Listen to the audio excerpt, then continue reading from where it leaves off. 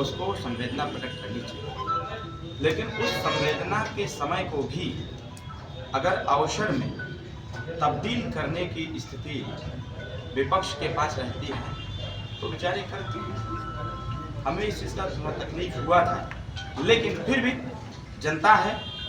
और जनता तो सत्ता परिवर्तन भी करना जानती है, सत्ता से हटाना भी जानती है, सत्ता में लाना भी जानती है। और कई दिनों से हम देख रहे हैं, हम सबके नेता माननीय ओम प्रकाश राजभर जी जो राष्ट्रीय अध्यक्ष हैं, उत्तर प्रदेश सरकार के मजबूत मंत्री के तौर पर भी हैं और एनडीए गठबंधन में एक मजबूत पार्टी के तौर पर भी हम लोग पूर्वांचल में देखते हैं। बार बार हर बार, क्योंकि विपक्ष के पास कोई एजेंडा नहीं है, घोसी लोकसभा के सर्वांगीण विकास के लिए कोई एजेंडा नहीं। एक नाम का हमको लगता है कि विपक्ष के लोग बार बार उस नाम की चर्चा कर रहे हैं। हम तो ये जरूर कहना चाहेंगे कि विपक्ष के जो लोग भी हैं तो उस नाम का सदुपयोग कर रहे हैं, तो सबसे पहले उनके आदर्शों पर चलने की आवश्यकता है, क्योंकि एक आदर्शवादी विचारधारा के साथ ही हम विकासवादी कार्य की जो कल्पना है, और ही सिर्फ एक कल्पना ही नहीं, उसको हम आगे मूर्त रूप में भी ला सकते हैं। आज के प्रेस कॉन्फ्रेंस में हम तो ये कहेंगे कि कल नामांकन दर्ज हुआ और चुनावी समर में हम सब लोग कूद पड़ेंगे। बात होनी चाहिए इस क्षेत्रीय मुद्दे पर। जिस प्रकार से बार बार विपक्ष के द्वारा ये कहा जा रहा है, एक प्रश्न भी पूछे जा रहे हैं कि ये बताने का काम करें कि आखिर उत्तर प्रदेश और देश की सरकार ने जो उसी के लिए क्या किया, वो वाला तो गाना तो सेट हो जाता है, जो कोई नहीं किया वो भाजपा सरकार ने करके दिखाया है। और मैं भी पूरे क्षेत्र का भ्रमण कर रहा हूँ, कहीं ना कहीं जो जनता की आवाज़ है, जो जनता की सोच है, इस बार के लोकसभा के चुनाव में जो जनता मतदान करने के लिए कटिबद्ध, तत्पर और तैयार है, वो कहीं ना कहीं जातिवादी विचारधारा, जातिवादी मानसिकता से उठकर व्यवहारवादी विचारधारा और विकासवादी विचारधारा के आधार पर मतदान करना चाहिए। उत्तर प्रदेश सरकार विगत 7 साल की सरकार, देश की सरकार 10 साल की सरकार में मिलकर निरंतर जहां जहां से सूचनाएं प्राप्त हो रही हैं, जनप्रतिनिधियों के द्वारा जो भी अपने इलेक्टेड हेड पर, वो चाहे हमारे निचले स्तर के जनप्रतिनिधि हो या फिर उच्च स्तर के हो, जो सूचना सरकार को दे रहे हैं, कहीं ना कहीं उस समस्या का समाधान है। हमारी प्रथम प्राथमिकता है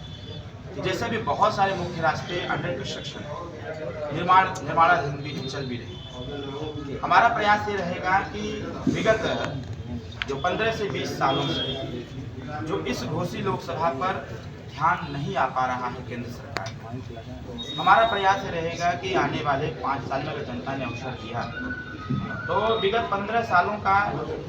जो एक प्रकार से बजट का जो हिसाब किताब है, उसको हम माननीय प्रधानमंत्री जी, माननीय गृह मंत्री जी से बातचीत करके उसको यहाँ लाने का भी काम करेंगे। दूसरी बात यह है कि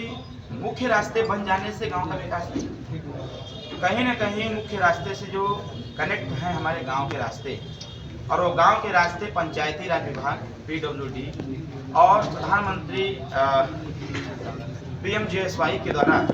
रास्ते का कंस्ट्रक्शन होता है। तो हम प्रयास करेंगे कि जितने भी मुख्य रास्ते से कनेक्ट गांव के रास्ते हैं उसको सही किए जाएं, और उस गांव के रास्ते से जो कनेक्ट पगडंडी है उसको भी दुरुस्त किया जाए पंचायती राज विभाग के द्वारा। हमारे माननीय मंत्री, कैबिनेट मंत्री श्री AK शर्मा जी के द्वारा अपने इस घोसी लोकसभा के जितने नगर हैं उसमें कहीं ना कहीं विकास कार्य किए जा रहे हैं, और वो दिख भी रहा है। पहले तो कुछ दिखता नहीं था, लेकिन भारतीय जनता पार्टी की सरकार में दिख भी रहा। हम लोग भी प्रयासरत हैं कि जिस प्रकार से गांव में अभी विगत दिनों तमाम तरह की ऐसी घटनाएं आप सबके भी संज्ञान में आई, हमारे भी संज्ञान में आई, कि जब 24 घंटे बिजली का संकल्प हमारी सरकार ने लिया हुआ, उसको 17 घंटा, 18 घंटा, 20 घंटा, 21 घंटा तक ले जाते स्थिति थोड़ी सी ऐसी बन जा रही थी कि जो जर्जर तार हैं, जहाँ नहीं बदले गए हैं, ऐसे तार कहीं ना कहीं विद्युत प्रवाह लगातार होने के नाते हीट होकर के वो टूट के गिर जाए, और उससे तमाम तरह की आगजनी भी हो रही है, तमाम तरह के एक्सीडेंट भी हो रहे हैं। हम सबका प्रयास दूसरा रहेगा, जैसा कि माननीय के शर्मा जी के द्वारा बार बार इस चीज़ की घोषणा दी जा रही है, तो हम भी सहयोग करेंगे आने वाले समयों में पूरे घोसी लोकसभा के ग्रामीण क्षेत्रों से या फिर शहरी क्षेत्रों जो भी तार जर्जर हो गए हैं उसको दुरुस्त करेंगे। 24 घंटे बिजली का जो संकल्प है चुनाव के बाद 6 महीने में हम लोगों का लक्ष्य है कि 6 महीने के अंदर अंदर 24 घंटे बिजली का संकल्प पूरा हो। तीसरी बात है, मैं क्षेत्र में भ्रमण कर रहा हूँ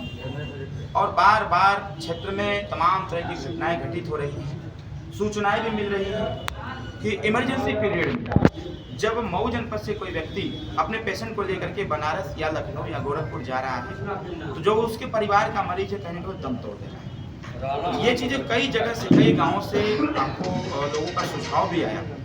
कि क्यों न मऊ में एक मिनी पीजीआई या फिर पीजीआई को स्थापित किया जाए।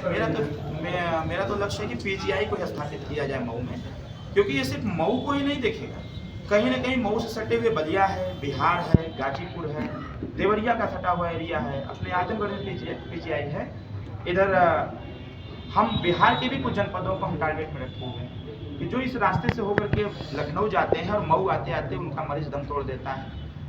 बलिया के लोग चलते हैं तभी मरीज दम तोड़ देते हैं। हमारा प्रयास रहेगा कि यहाँ पर पीजीआई को स्थापित किया जाए, जिससे स्वास्थ्य संबंधी जो सेवाएं हैं उसको सुदृढ़ किया जाए। चौथी चीज़ हमारी जो प्लान में है, लगभग 2.5 साल से हम लोग पत्राचार के माध्यम से माननीय प्रधानमंत्री जी से, क्योंकि हमारे पार्टी के एजेंडे में भी है कि समान शिक्षा का व्यवहार इस प्रदेश और देश में लागू है, उसी के अनुसार हम लोगों ने लगातार पत्राचार के माध्यम से और कईयों बार माननीय ओम प्रकाश राजभर जी के द्वारा